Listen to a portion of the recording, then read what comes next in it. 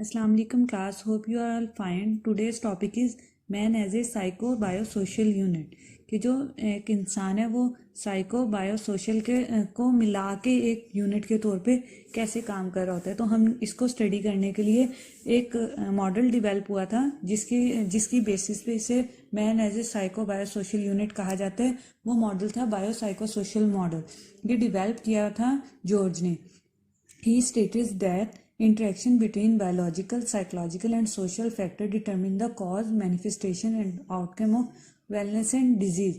इसके कहने का मतलब ये था कि जो हमारे biological, psychological and social factor होते हैं, इन तीनों के इंटरेक्शन से डिटरमिन होती है हमारी हेल्थ भी और हमारी डिजीज़ भी।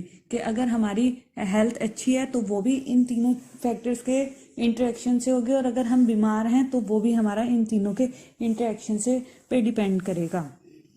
इस मॉडल के आने से पहले हिस्ट्री में कहा जाता था कि कोई भी एक फैक्टर हमारी जो हेल्थ है या हमारी जो पर्सनैलिटी है उस पर इफेक्ट कर सकता है। कोई भी एक फैक्टर भी इस चीज़ को चेंज कर सकता है, जो हमारी कोर्स ऑफ डेवलपमेंट है उसमें चेंज ला सकता है। लेकिन फिर साइको सोशल मॉडल ने आर्ग्यू किया था कि नहीं, सिर्फ कोई एक फैक्टर सफिशिएंट नहीं है कि उससे हमारी हेल्थ का या हमारी पर्सनैलिटी का या हमारी डेवलपमेंट का पता चले।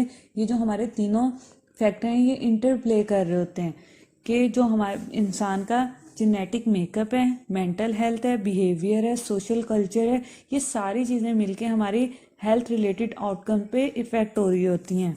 जैसे आपको ये डायग्राम में शो हो रहा होगा कि हमारे जो साइकोलॉजिकल, सोशल और बायोलॉजिकल जो फैक्टर हैं ये ओवरलैप करते हैं। इनके ओवरलैप करने से डिटरमिन होती है हमारी हेल्थ। हमारे अंदर कौन से फैक्टर ज़्यादा हैं, कौन से फैक्टर कम है, वो चीज़ हमारी हेल्थ पे किस तरह से इफ़ेक्ट करेगी। अगर हमारे साइकोलॉजिकल पॉजिटिव हैं, हम साइकोलॉजिकल, सोशल और बायोलॉजिकल तीनों चीज़ें हमारी पॉजिटिव हैं तो हम उस हिसाब से हमारी हेल्थ होगी। अगर किसी एक चीज़ में भी नेगेटिविटी होगी तो हमारी हेल्थ पे इफ़ेक्ट होगा। अब हम वन बाय वन स्टडी करेंगे सारे फैक्टर्स को कि biological, psychological and social factor हमारे किस तरह से हमें इन्फ्लुएंस कर रहे होते हैं। तो जो हमारे फर्स्ट ऑफ ऑल हम जो स्टडी कर रहे हैं वो है biological influence. Biological influence include an individual genetic makeup and history of social trauma or infection. Many disorders have a inherited genetic vulnerability. कि हमारे बहुत से डिसऑर्डर होते हैं उनके अंदर वल्नरेबिलिटी होती है जेनेटिकली ट्रांसमिट होने की। हमारे बहुत से डिसऑर्डर हैं, अगर हम देखें तो डायबिटीज़ भी हमारी जेनेटिकली ट्रांसमिट हो रही होती है, और भी बहुत सारे डिसऑर्डर होते हैं जैसे बीपी प्रॉब्लम भी बाज़ फैमिलीज में ट्रांसमिट हो रहा होता है। इसी तरह से बहुत सारे डिसऑर्डर होते हैं जो हमारे जेनेटिकली ट्रांसमिट हो रहे होते हैं। तो अब यहाँ पे हम एक एग्जांपल देखते हैं कि जैसे स्किज़ोफ्रेनिया के ऊपर काफ़ी रिसर्चेज हुई हैं, तो उसमें उन्होंने रिसर्च की तो उससे जो रिजल्ट्स आए वो ये हैं कि अगर तो किसी के पेरेंट्स में से किसी एक को, मतलब मदर या फादर में से किसी एक को स्किज़ोफ्रेनिया होगा तो उनमें नेक्स्ट बच्चे को होने के चांसेस 30% होंगे अफेक्टेड। और अगर तो दोनों को, मतलब मदर और फादर दोनों को स्किज़ोफ्रेनिया तो उनमें जो नेक्स्ट बच्चे में ट्रांसमिट होने के चांसेस होंगे वो 50% होंगे। तो इससे क्लियर हो जाता है कि जो हमारे बायोलॉजिकल प्रॉब्लम हैं वो इफ़ेक्ट करते हैं हमारी हेल्थ पर। Next one is psychological influence. The psychological component of biopsychosocial model seeks to find the psychological foundation for the particular symptom. कि जो हमारा psychological component है वो find out करता है कि क्या foundation है कोई particular symptom होने की। Individual with genetic vulnerability may be more likely to display the negative thinking that put them at a risk for depression. ऐसे ही होता है ना कि अगर हमारे जो इंसान वल्नरेबल है जेनेटिक डिसऑर्डर का, तो उसके अंदर हमारे साइकोलॉजिकल प्रॉब्लम भी आएंगी। अगर किसी को अपनी बीमारी का ऑलरेडी पता चल जाता है वो डिप्रेशन में चला जाता है, उसको साइकोलॉजिकल प्रॉब्लम आ जाती है। इसी तरह से जब हमें कोई साइकोलॉजिकल प्रॉब्लम होती है तो उसका इम्पैक्ट हमारे फिजिकल हेल्थ पे भी हो रहा होता है। अगर तो कोई इंसान डिप्रेशन में चला जाता है तो वो हो सकता है अल्कोहल अब्यूज़ करे और उसके बाद उसका लीवर डैमेज हो जाए। और इसी तरह से जब आप स्ट्रेस में होते हैं तो आपको फटीग होना स्टार्ट हो जाती है, आपको भूख नहीं लग रही होती है, आपको नोजिया हो जाता है, बहुत से प्रॉब्लम होते हैं। जैसे पैनिक अटैक में भी आपको फिजिकल सिम्टम्स शो हो रहे होते हैं। तो इसी तरह से ये इंटरप्ले कर रही होती है रोल।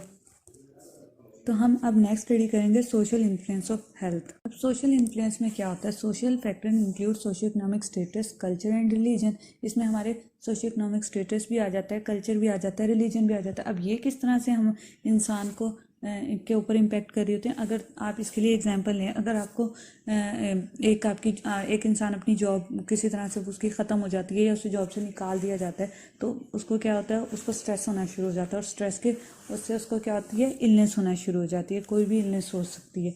तो अगर आपकी लाइफ में कोई भी इवेंट हो जाता है या आपके सोसाइटी में आपके साथ किसी तरह का बुरा बिहेव किया जाता है, तो उससे आपको जो होता है कि आपकी पहले साइकोलॉजिकल प्रॉब्लम होगी, और उस साइकोलॉजिकल प्रॉब्लम की वजह से आपको फिजिकल प्रॉब्लम होगी। Next one is culture factor. Culture factor हमारे सोशल इन्फ्लुएंस में ही आएगा।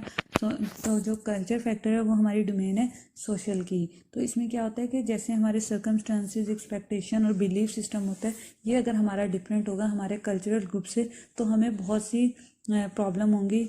जैसे हमें स्ट्रेस हो सकता है, एंजाइटी डिसऑर्डर हो सकता है, तो उसकी वजह से फिर हमें फिजिकल प्रॉब्लम भी होगी।